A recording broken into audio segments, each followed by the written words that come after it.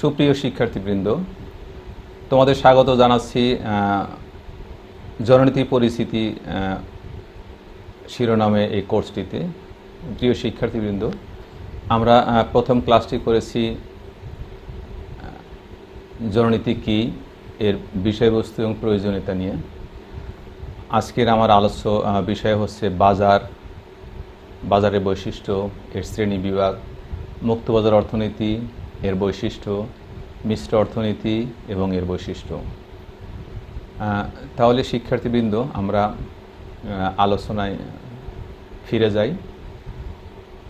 আমরা প্রথমেই দেখব বাজার কি এবং এর বৈশিষ্ট্য কি। সাধারণত বাজার বলতে কোনো স্থানকে বোঝায়, কিন্তু অর্থনীতিতে বাজার বলতে কোনো স্থানকে নয়, বরং কোনো দ্রব্যকে বোঝায়, যেখানে ক্রেতা ও বিক্রেতা অবাধ প্রতিযোগিতার মাধ্যমে একটি নির্ধারিত দামে ক্রয় বিক্রয় হয়। যেমন পাটের বাজার, স্বর্ণের বাজার, মাছের বাজার ইত্যাদি। তার মানে বাজার শুধু একটি স্থান নয়, এটি হচ্ছে একটি দ্রব্যের ক্রেতা বিক্রেতা প্রতিযোগিতার মাধ্যমে একটা নির্ধারিত দাম যখন হয়, সেই দামে যদি কোনো দ্রব্য বিক্রি হয় তাহলে সেটা হবে বাজার। তাহলে আমরা জানলাম বাজার কি। তাহলে দেখো, বাজার নিয়ে অর্থনীতিবিদ চ্যাপম্যান বলেছেন, বাজার বলতে কোনো নির্দিষ্ট স্থানকে বোঝায় না, বরং এক বা একাধিক দ্রব্যকে বোঝায় যা ক্রেতা ও বিক্রেতার মধ্যে প্রত্যক্ষ প্রতিযোগিতার মাধ্যমে একটি নির্দিষ্ট দামে বিক্রয় করা হয়। তাহলে অর্থনীতিবিদ চ্যাপম্যানও বলেছেন যে একটি স্থান নয়, একটি দ্রব্য, যেখানে ক্রেতা বিক্রেতার একটি প্রতিযোগিতার মাধ্যমে একটা নির্দিষ্ট দামে জিনিসটা ক্রয় বিক্রয় হয়। তাহলে বাজার কিছু বৈশিষ্ট্য আছে, তাহলে আমরা সেই বৈশিষ্ট্যগুলো জানি যে বাজারে কী কী বৈশিষ্ট্য।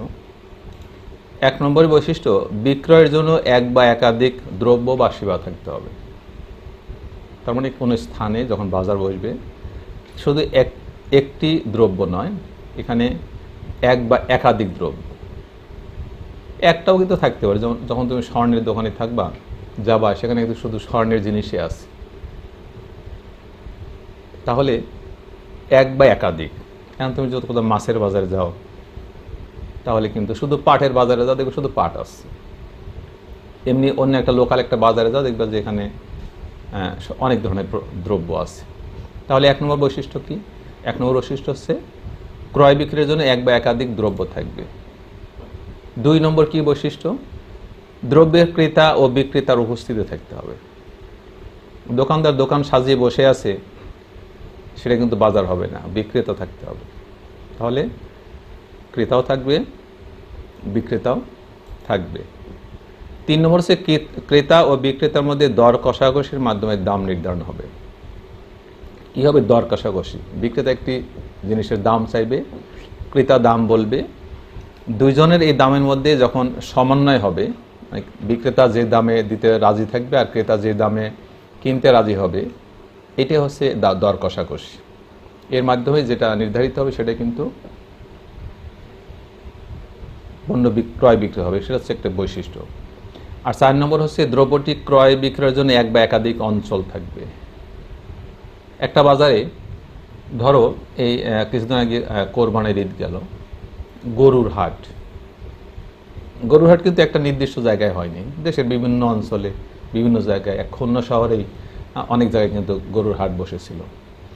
ঠিক সেরকম মাছের বাজার বলো, স্বর্ণের বাজার বলো, পাটের বাজার বলো, প্রত্যেকটা বাজারে কিন্তু এক বা একাধিক জায়গায় এই বাজারগুলো বসে।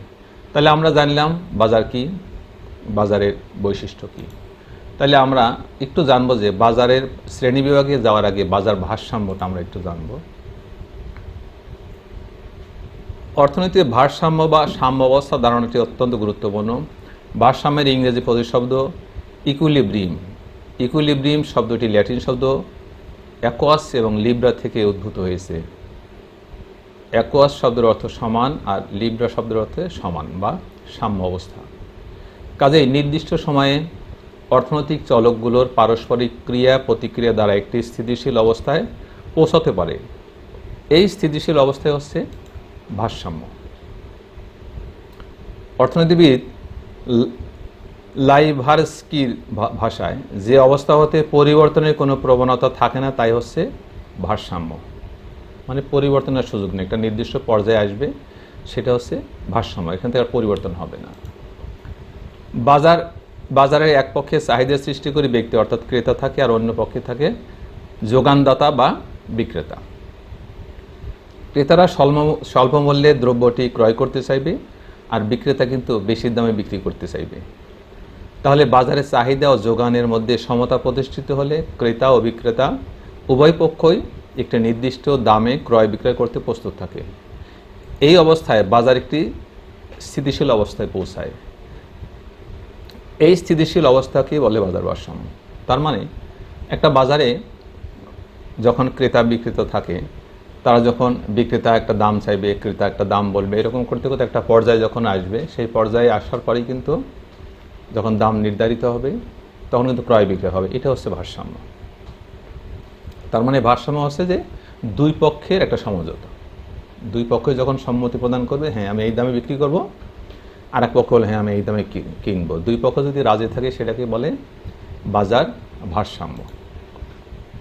সুতরাং ক্রেতা ও বিক্রেতার মধ্যে দর কষাকষির মাধ্যমে যখন চাহিদা ও যোগানের মধ্যে সমতা প্রতিষ্ঠিত হবে এবং একটি বাজার স্থিতিশীলতা বিরাজ করবে, তখন তাকে বাজার ভারসাম্য বলা হয়। তাহলে আমরা একটু দেখি বাজারের ধরন বা শ্রেণী বিভাগের আগে আমরা একটু বাজারের চিত্র দেখি। তোমরা দেখতে পাচ্ছ একটি বাজারের চিত্র। বাজার দেখো, প্রথমে দেওয়া আছে বাজার হচ্ছে তিন প্রকারের: আয়তনের ভিত্তিতে বাজার, সময়কালের ভিত্তিতে বাজার, প্রতিযোগিতার ভিত্তিতে বাজার। আবার আয়তনের ভিত্তিতে বাজার তিন রকমের: স্থানীয় বাজার, জাতীয় বাজার, আন্তর্জাতিক বাজার। সময়ের ভিত্তিতে বাজার চার রকমের: অতি স্বল্পকালীন বাজার, স্বল্পকালীন বাজার, দীর্ঘকালীন বাজার এবং অতি দীর্ঘকালীন বাজার।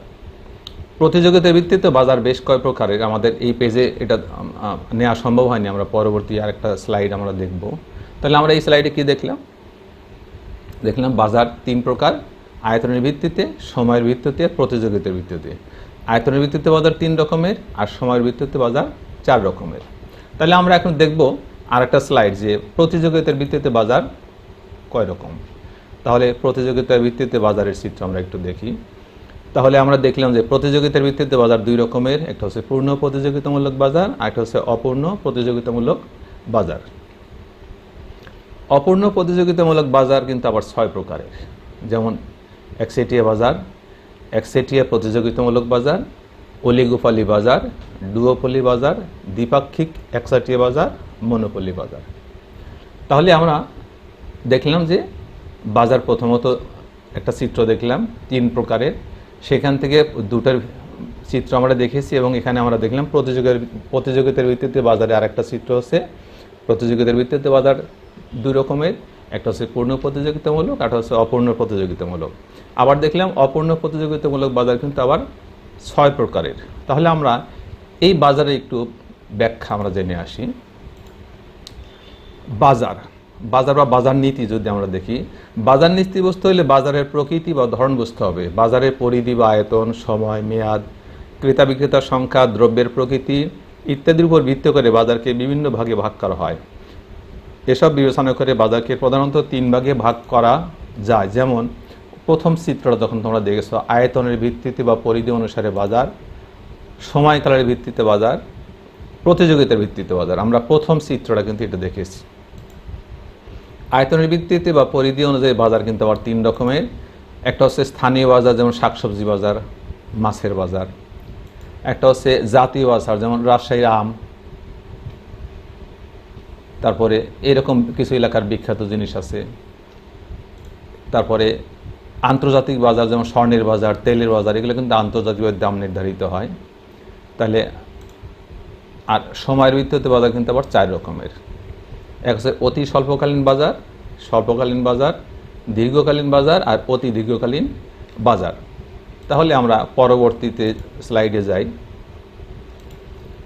প্রতিযোগিতার ভিত্তিতে বাজার আমরা দ্বিতীয় স্লাইডে যেটা দেখেছি চিত্রে, পূর্ণ প্রতিযোগিতামূলক বাজার আর অপূর্ণ প্রতিযোগিতামূলক বাজার। তাহলে পূর্ণ প্রতিযোগিতামূলক বাজার কাকে বলে? যেখানে অসংখ্য ক্রেতা ও বিক্রেতা স্বাধীনভাবে সম্পূর্ণরূপে প্রতিযোগিতায় অবতীর্ণ হয় এবং একই পণ্য বা সদৃশ পণ্য সামগ্রী বা সেবা নিয়ে নিজেদের মধ্যে দর কষাকষি করে ক্রেতা অথবা বিক্রেতা কেউই নিজ কার্যালয়ের মাধ্যমে বাজার দামকে প্রভাবিত করতে পারে না এবং পূর্ণ প্রতিযোগিতামূলক বাজার বলে একে। আর এ নীতিতে বাজার ব্যবস্থা পরিচালনাই হচ্ছে পূর্ণ প্রতিযোগিতামূলক বাজার নীতি। তার মানে কি, যেখানে একাধিক পণ্য থাকবে, ক্রেতা বিক্রেতা থাকবে, দর কষাকষি হবে, সেটা হচ্ছে পূর্ণ প্রতিযোগিতামূলক বাজার। এখানে কিন্তু কেউ ম্যানিপুলেট করতে পারবে না যে আমি একটা জিনিস উৎপাদন করলাম, এটা দ্বিতীয় কেউ উৎপাদন করলো না, আমি ইচ্ছামতো দাম হাঁকালাম, জনগণ নিতে বাধ্য। বিষয়টা এরকম না।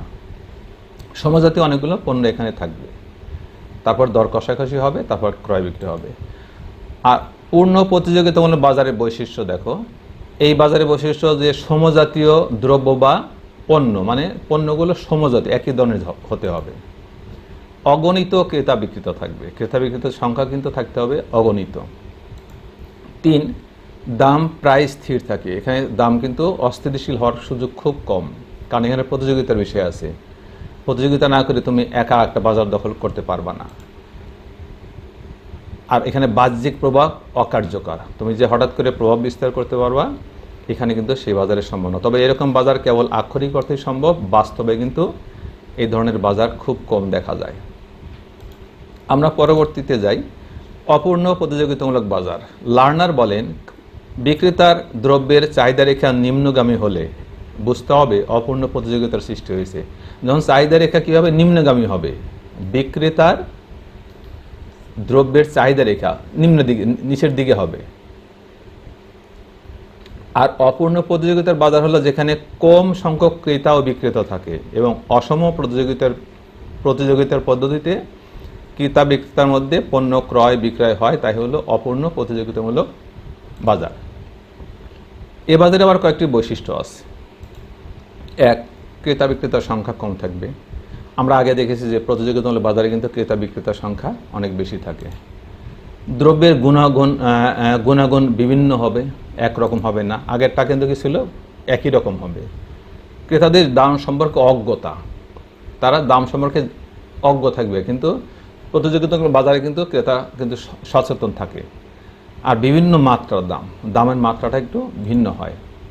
আর ক্রেতার যুক্তিসঙ্গত আচরণের অভাব, ক্রেতার যে আচরণ দরকার হয়, যে দর কষাকষি করে একটা নির্দিষ্ট দামে উভয় পক্ষ সম্মতি দিলে কিন্তু ক্রয় বিক্রয় হয়, কিন্তু এখানে ক্রেতার আচরণের কিন্তু অভাব থাকবে, সঠিক আচরণ। আর বিজ্ঞাপনের অভাব, প্রত্যেকটা পণ্য যখন বাজারে আসে দেখবে বিজ্ঞাপন দেয়।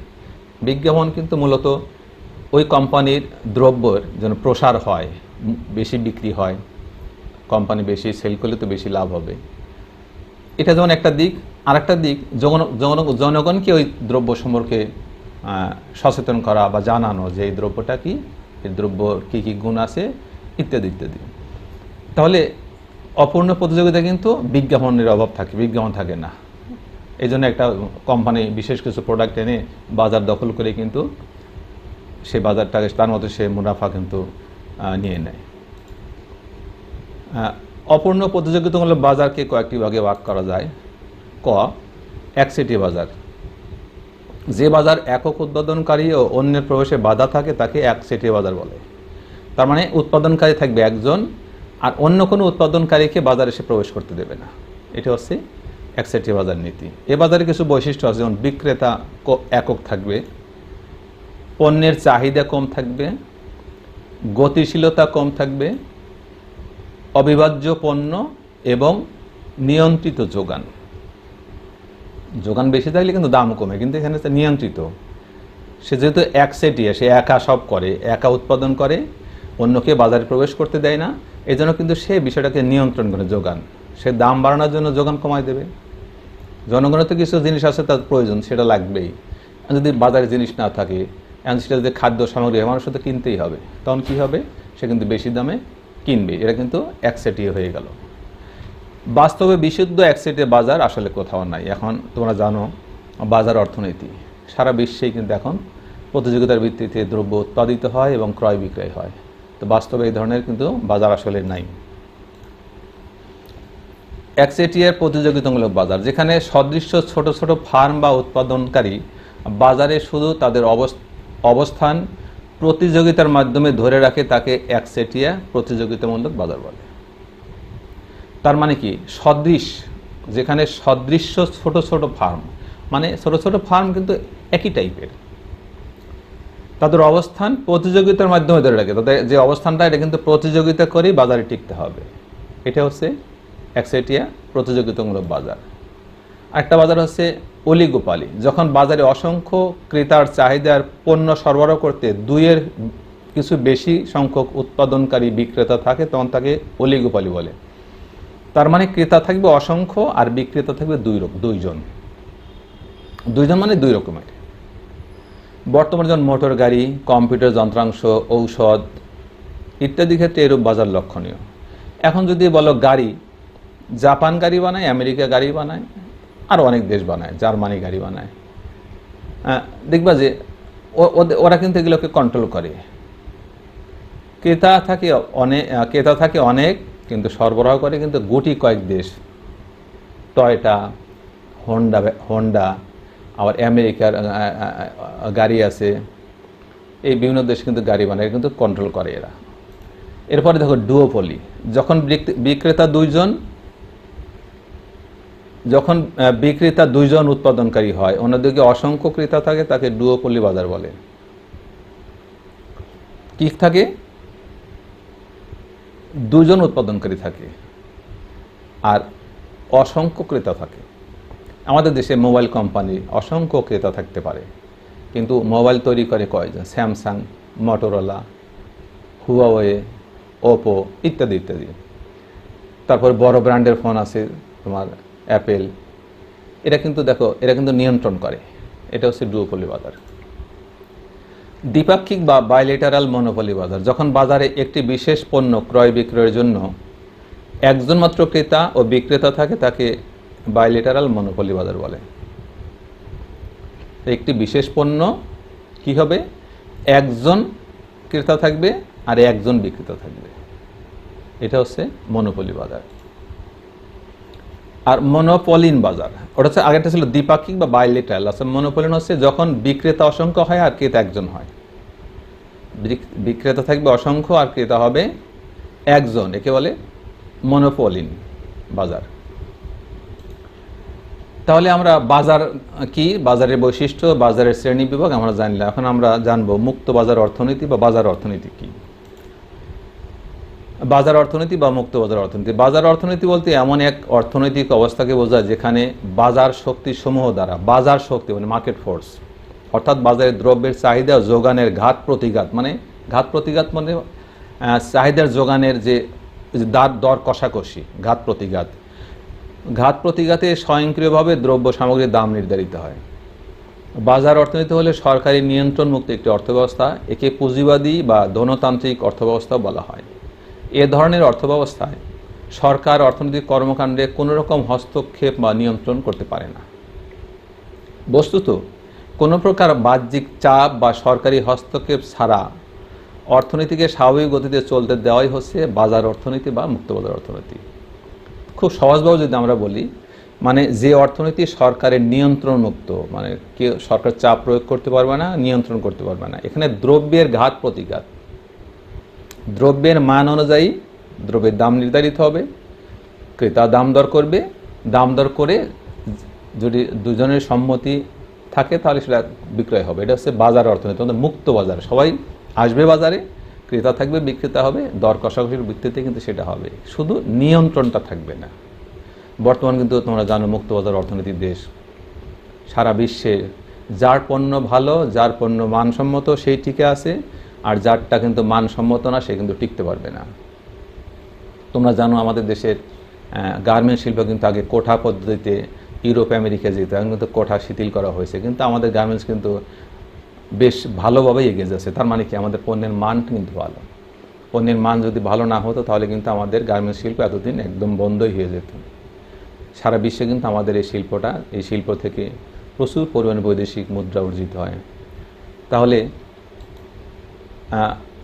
স্যামুয়েলসন ও নর্ডাস বলেন, মুক্তবাজার অর্থনীতি এমন এক ধরনের অর্থনীতি যেখানে ব্যক্তি ও বেসরকারি ফার্মের সিদ্ধান্ত অনুযায়ী উৎপাদন ও ভোগ পরিচালিত হয়। তার মানে এটা হচ্ছে ব্যক্তি আর বেসরকারি ফার্মের সিদ্ধান্ত অনুযায়ী। উৎপাদন হলে সেটাকে হচ্ছে মুক্তবাজার অর্থনীতি। এই অর্থনীতির কিছু বৈশিষ্ট্য আছে। তাহলে বৈশিষ্ট্যগুলো আমরা জানি, সম্পদের ব্যক্তিগত মালিকানা থাকবে।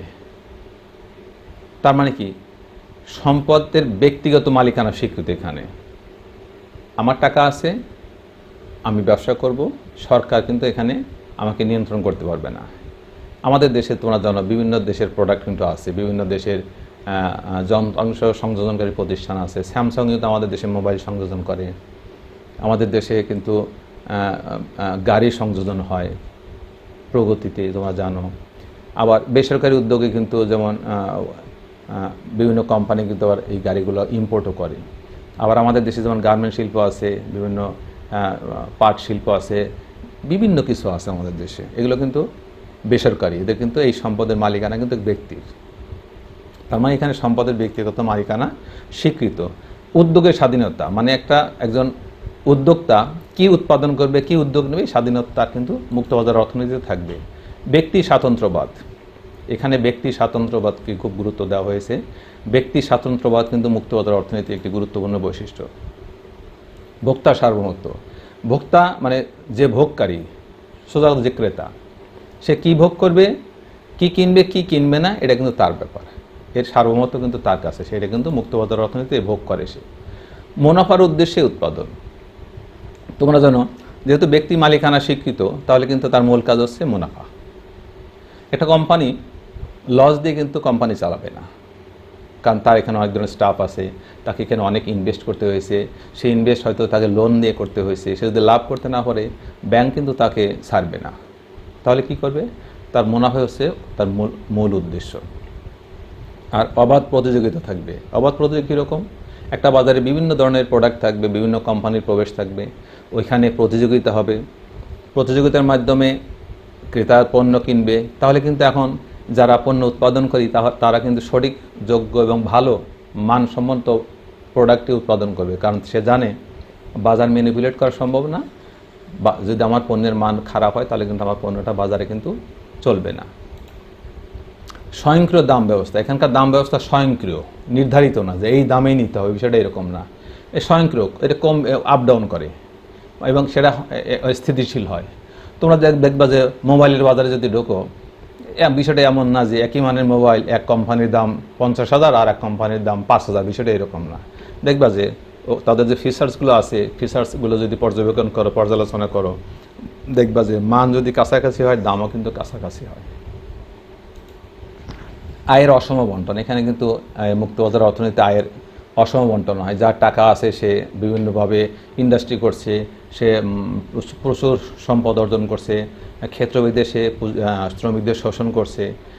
এই অসম বন্টন কিন্তু আছে। তোমরা জানো আমাদের দেশে কিন্তু অল্প সংখ্যক লোকের হাতে প্রচুর টাকা, আর সংখ্যাগরিষ্ঠ মানুষের হাতে টাকা কম। অনেকে 3 বেলা ঠিকমতো খেতেই পারে না, আর অনেকে তাদের লাইফস্টাইল এমনই ব্যয়বহুল যে তাদের বাড়িতে কুকুরের পিছনে হাজার হাজার টাকা খরচ করে। এই যে সম্পদের অসম বন্টন কিন্তু মুক্তবাজার অর্থনীতিতে আছে। আর শ্রেণী বিভাগ আছে, এখানে শ্রেণী বৈষম্য আছে। তোমরা জানো 3টে শ্রেণী আছে। এই 3টে শ্রেণীতে কিন্তু বিরাট বৈষম্য আছে। বিশেষ করে মুক্তবাজার অর্থনীতিতে শ্রমিক শ্রেণী কিন্তু শোষিত হয়। আর কেন্দ্রীয় পরিকল্পনা অনুপস্থিত, এখানে কিন্তু কেন্দ্রীয়ভাবে কোনো পরিকল্পনা করা হয় না। এখানকার পরিকল্পনা হচ্ছে তোমার যেহেতু ব্যক্তিগত সম্পদের মালিকানা আছে, কোনো ব্যক্তি প্ল্যান করবে, তার প্ল্যানের আলোকে সে কিন্তু প্রোডাক্ট তৈরি করবে এবং সেভাবে সে বাজারজাত করবে। কেন্দ্রীয়ভাবে এখানে কোনো কিন্তু কিছু করা হবে না। তাহলে আমরা মুক্তবাজার অর্থনীতি শেষ করলাম। তাহলে আমরা এখন একটু অন্য প্রসঙ্গে যাই। আমরা মুক্তবাজার অর্থনীতি কী জেনেছি, মুক্তবাজার অর্থনীতির কী কী বৈশিষ্ট্য সেটা আমরা জেনেছি। এখন তো আমরা একটু মিশ্র অর্থনীতি যাব। তাহলে মিশ্র অর্থনীতি যাওয়ার আগে আমরা একটা বিষয় খেয়াল করে দেখি যে বাংলাদেশ কিন্তু মিশ্র অর্থনৈতিক ব্যবস্থার একটি দেশ। আমাদের দেশে যেমন রাষ্ট্রীয় প্রতিষ্ঠান আছে, ঠিক ব্যক্তিগত প্রতিষ্ঠানও কিন্তু আছে। তার মানে আমাদের সহ অবস্থান আছে। সরকারি প্রতিষ্ঠান, বেসরকারি প্রতিষ্ঠান কিন্তু একই তালে আমাদের দেশে উৎপাদন প্রক্রিয়া অংশ নিচ্ছে। সরকারি প্রতিষ্ঠানের মূল উদ্দেশ্য কিন্তু জনগণের কল্যাণ, জনগণের সেবা। কিন্তু বেসরকারি প্রতিষ্ঠানের কিন্তু বিষয়টা এরকম না। তুমি যখন হাসপাতালে যাও, সরকারি হাসপাতালে দেখবা 10 টাকা টিকিট খেয়ে তুমি যেতে পারছো। ওখানে কিন্তু তুমি একজন বিশেষজ্ঞ ডাক্তারকে 10 টাকার বিনিময়ে কিন্তু তুমি সেই ডাক্তারের চিকিৎসা নিতে পারছো। কিন্তু এটা বেসরকারি ক্লিনিকে যখন যাও তখন কিন্তু বিষয়টা এরকম না, তখন তো অনেক টাকাই তোমাকে খরচ করতে হবে। তো ওখানকার সিট ভাড়া আর একটা সরকারি হাসপাতালের কেবিন বা সিট ভাড়া কিন্তু একরকম না। তার মানে আমাদের দেশের অর্থনীতি হচ্ছে মিশ্র অর্থনীতি। তাহলে আমরা মিশ্র অর্থনীতি একটু জানি যে মিশ্র অর্থনীতি কী জিনিস। যে অর্থনৈতিক ব্যবস্থায় ব্যক্তি মালিকানা ও বেসরকারি উদ্যোগের পাশাপাশি সরকারি উদ্যোগ ও নিয়ন্ত্রণ বিরাজ করে তাকে মিশ্র অর্থনৈতিক ব্যবস্থা বলে। খেয়াল করো, এখানে ব্যক্তি মালিকানা ও বেসরকারি উদ্যোগের পাশাপাশি সরকারি উদ্যোগ ও নিয়ন্ত্রণ, এখানে তো নিয়ন্ত্রণ শব্দটা আছে। আমরা যখন বাজার অর্থনীতি পড়েছি তখন কিন্তু একটা কথা ছিল যে নিয়ন্ত্রণ মুক্ত একটি অর্থব্যবস্থা।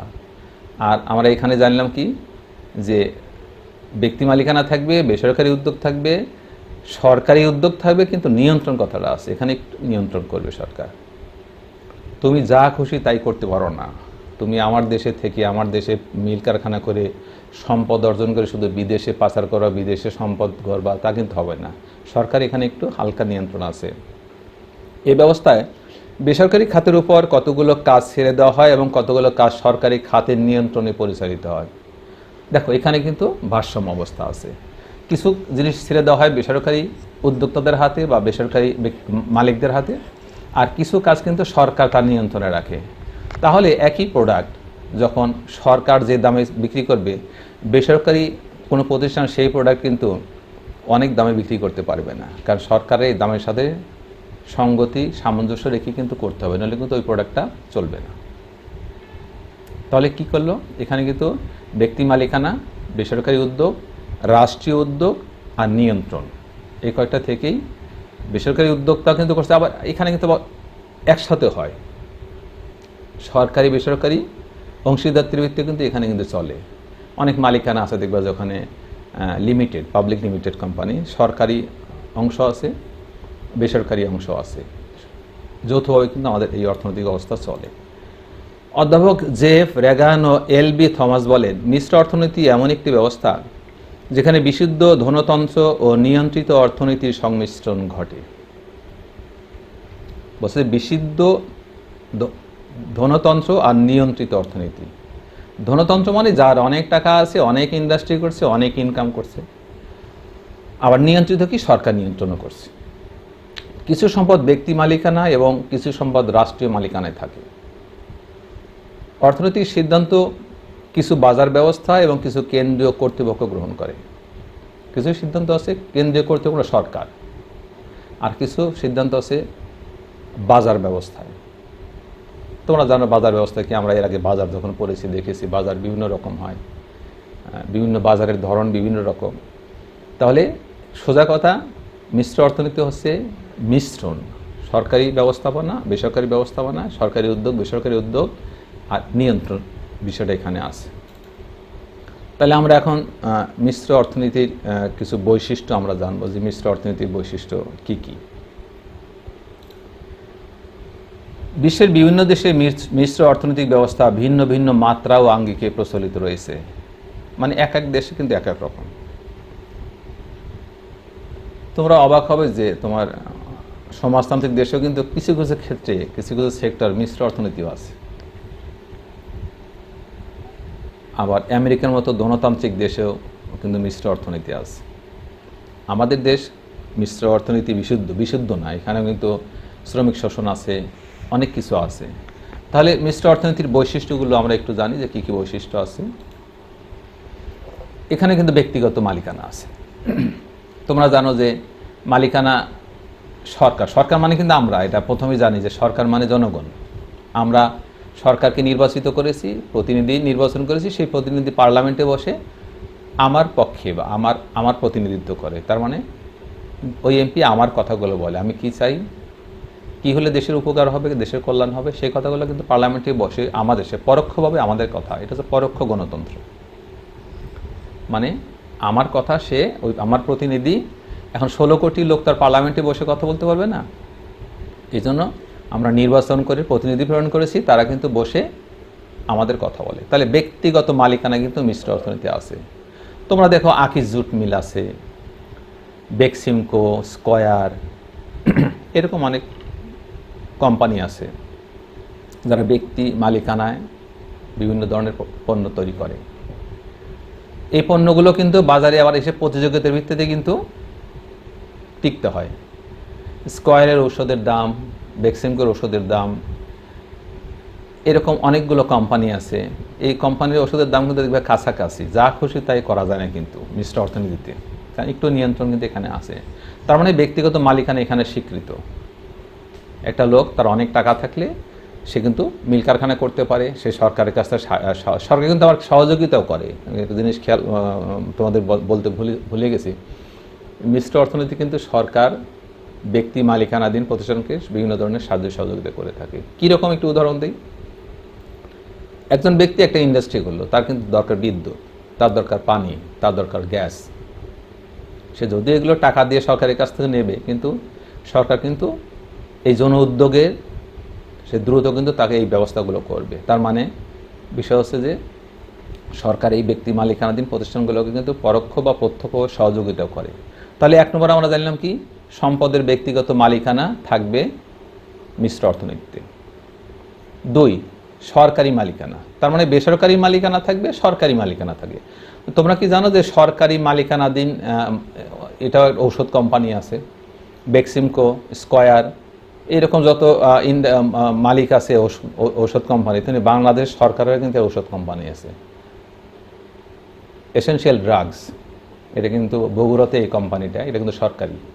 তোমরা যখন হাসপাতালে যাও দেখবে হাসপাতালে কিন্তু বিনামূল্যে ঔষধ দেওয়া হয়, ওষুধের গায়ে লেখা আছে বিক্রয়ের জন্য নয়। তার মানে এই প্রোডাক্টটা সরকার কিন্তু শুধু জনকল্যাণের জন্যই তৈরি করেছে। কিন্তু তাহলে বেসরকারি মালিকানাধীন ঔষধ কোম্পানি কি এটা করবে? এটা করলে কি তার তার কোম্পানি টিকবে না। কি করতে হবে?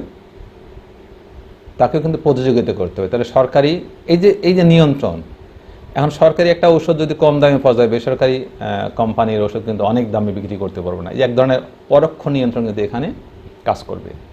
তার মানে ব্যক্তিগত মালিকানাও থাকবে, আবার সরকারি মালিকানাও কিন্তু থাকবে। ব্যক্তি স্বাধীনতা, ব্যক্তি স্বাধীনতা মিশ্র অর্থনীতির একটি গুরুত্বপূর্ণ বৈশিষ্ট্য। ব্যক্তি স্বাধীনভাবে তার ব্যবসা বাণিজ্য করবে, স্বাধীনভাবে তার ইন্ডাস্ট্রি তৈরি করবে এবং তার মতো করে প্রোডাক্ট তৈরি করবে, এবং সেই প্রোডাক্টের দাম সে প্রতিযোগিতার ভিত্তিতে কিন্তু দামটা নির্ধারণ করবে, এবং ওইখানেও কিন্তু সে জনকল্যাণও করছে পরোক্ষভাবে। কীরকম? এটা ব্যক্তি মালিকানাধীন কোম্পানিতে কিন্তু অনেক মানুষ কাজ করে। তাহলে আমাদের দেশের বেকার সমস্যার সমাধান হচ্ছে। তাহলে আমরা যদি একটা প্রোডাক্ট বাইরে থেকে কিনি, বাইরের দেশ থেকে, আমাদের টাকা তাহলে বাইরের দেশে চলে গেল। সেই প্রোডাক্টটা যদি ওই কাছাকাছি মানের আমার দেশের জিনিস কিনি, তাহলে আমার দেশের শিল্প বাঁচলো, আমার দেশের বেকার সমস্যার সমাধান হলো, এবং আমার দেশের অর্থ কিন্তু আমার দেশেই থেকে গেল। তাহলে এই মিশ্র অর্থনীতিতে ব্যক্তি স্বাধীনতা আছে। তাহলে মানুষকে কিন্তু আমার ব্যক্তি স্বাধীনতা আছে মানে কিন্তু যা খুশি তাই আমি করতে পারি না। আমাকে কিন্তু সব স্বাধীনতায় কিন্তু দেশের কল্যাণে প্রয়োগ করতে হবে। যে আমি স্বাধীন মানে এই নয় আমি যা খুশি তাই করব। তাহলে কি করতে হবে? মিশ্র অর্থনীতিতে ব্যক্তি মালিকানা স্বীকৃত, ব্যক্তি স্বাধীনতা স্বীকৃত। মুনাফার উপস্থিতি আছে এখানে। বিভিন্ন কোম্পানি তার প্রোডাক্ট তৈরি করবে এবং সে মুনাফা। বেসরকারি প্রতিষ্ঠানও কিন্তু মূল কাজে হচ্ছে মুনাফা অর্জন করা, আর সরকারি প্রতিষ্ঠানের মূল লক্ষ্য বা উদ্দেশ্য হচ্ছে জনকল্যাণ করা। তাহলে মিশ্র অর্থনীতিতে মুনাফার উপস্থিতি আছে। সরকার মুনাফা করে না, কিন্তু বেসরকারি প্রতিষ্ঠান কিন্তু মুনাফার উদ্দেশ্যেই কোম্পানিটিকে তৈরি করে। তাহলে সরকার মুনাফা করে না, চলে কীভাবে? সরকারি নীতি হচ্ছে যে দামে প্রোডাক্টটা, যে খরচে প্রোডাক্টটা তৈরি করবে ওর সে একটু যেন বেশি হয়, যেন সরকারের লস না হয়। তারপরে দেখবে আমাদের দেশে বেশিরভাগ সরকারি প্রতিষ্ঠানগুলো কিন্তু প্রচুর লস খায় প্রতি বছর। আমাদের দেশে অনেক পাট কল আছে, চিনি কল আছে, এরা কিন্তু প্রতি বছর হাজার হাজার কোটি কোটি টাকা লস খাচ্ছে। এই লসের মূল কারণ কিন্তু অন্যরকম। এটা দুর্নীতি আছে, এখানে স্বচ্ছতার অভাব আছে, ক্রয়ে দুর্নীতি, অনেক কিছু আছে এখানে। চাকরি চলে যাচ্ছে শ্রমিকদের। কিছুদিন আগে তোমরা দেখবে সরকারের সিদ্ধান্তে কিন্তু পাটকলগুলো বন্ধ করে দেওয়া হয়েছে, কিন্তু পাটকলগুলো আসলে এখন প্রতিযোগিতায় টিকতে পারছে না। আকিজ জুট মিলিয়ে ধরো আমাদের দেশীয় পাটকল, সে যে প্রযুক্তি দিয়ে সে বস্তা বা চট তৈরি করছে, কিন্তু আমাদের দেশে সরকারি মালিকানায় যে প্রতিষ্ঠানগুলো সেই পুরোনো আমলের যন্ত্রপাতি, এটা দিয়ে কিন্তু আসলে তার সাথে টেকা সম্ভব না। তাহলে সে কিন্তু বাজার থেকে আমাদের দেশে কিন্তু পাটকলগুলো বন্ধ করে দেওয়া হয়েছে। সরকার হয়তো এর চেয়ে ভালো যন্ত্রপাতি এনে বা এর চেয়ে ভালো উদ্যোগ নেবেন আশা করি আমরা। এরপরে আছে ভোক্তার সার্বভৌমত্ব। ভোক্তা মানে যে ভোগ করে তার কিন্তু একটা সার্বভৌমত্ব এখানে আছে, মানে তাকে জোর করে কোনো কিছু তাকে ইম্পোজ করা যাবে না। তার সার্বভৌমত্বে সে স্বাধীনভাবে কিন্তু সে দ্রব্য ক্রয় বিক্রয় করবে এবং সে ভোগ করবে। এরপর আছে দাম ব্যবস্থা। এখানকার দাম ব্যবস্থা মোটামুটি স্বয়ংক্রিয়ভাবেই হয়। বাজার অর্থনীতিতে যেরকম প্রতিযোগিতা থাকে, মিশ্র অর্থনীতিতেও কিন্তু প্রতিযোগিতা থাকে। ইচ্ছে করলেই কিন্তু এই অর্থনৈতিক ব্যবস্থায় ইচ্ছামতো দাম ব্যবস্থা তৈরি করা যায় না। এখানে প্রতিযোগিতার মধ্যে কিন্তু দাম ব্যবস্থা থাকে। দামটা নির্ধারণ হয় পণ্যের গুণগত মানের উপর, চাহিদার উপর, যোগানের উপর, অনেক কিছু সংমিশ্রণ কিন্তু একটা দাম ব্যবস্থা। এরপরে আমরা দেখি 7 নম্বরে অর্থনৈতিক পরিকল্পনা থাকে। এখানে কিন্তু দেখো কেন্দ্রীয় পরিকল্পনা থাকে, ব্যক্তি পরিকল্পনা থাকে, আঞ্চলিক পরিকল্পনা, অনেক কিছু থাকে। কেন্দ্রীয় পরিকল্পনা কি? সরকার কিন্তু একটা কেন্দ্রীয় পরিকল্পনা করে। যেহেতু মিশ্র অর্থনীতিতে সরকার ব্যক্তি মিশ্রণভাবে কাজ করে, মানে দুজন মিলিতভাবে কাজ করে, তাহলে কিন্তু পরিকল্পনা কিন্তু থাকে। সেই পরিকল্পনায় আলোকেই কিন্তু অর্থনৈতিক অবস্থা চলে।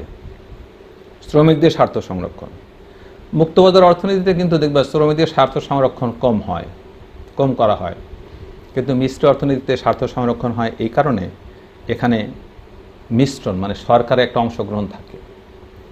তোমাদের আগেই বলেছি সরকারের মূল উদ্দেশ্য কিন্তু জনকল্যাণ সাধন করা।